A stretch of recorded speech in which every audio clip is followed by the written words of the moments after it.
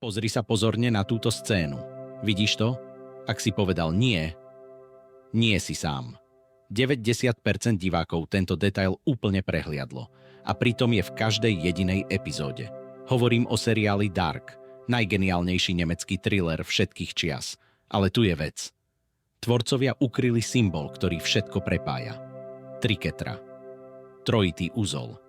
Objavuje sa na dverách jaskyne, na stenách kostola, dokonca aj na šperkoch postáv.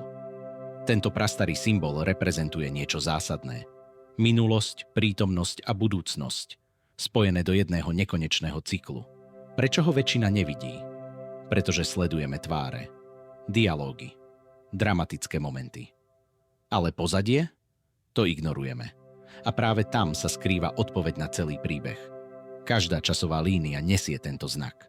Jonas ho má na krku, Marta na zápestí, Adam ho vytetovaný na hrudi. Náhoda? V Dark náhody neexistujú. Keď to raz uvidíš, už to neodovidíš. Každá scéna dostane nový význam. Každý detail začne dávať zmysel. Teraz chcem počuť od teba. Všimol si tento symbol predtým? Alebo si práve teraz dostal chuť pozrieť Dark znova? Napíš do komentárov. A ak poznáš niekoho, kto Dark miluje, pošli mu toto video. Nech sa zblázni rovnako ako ty.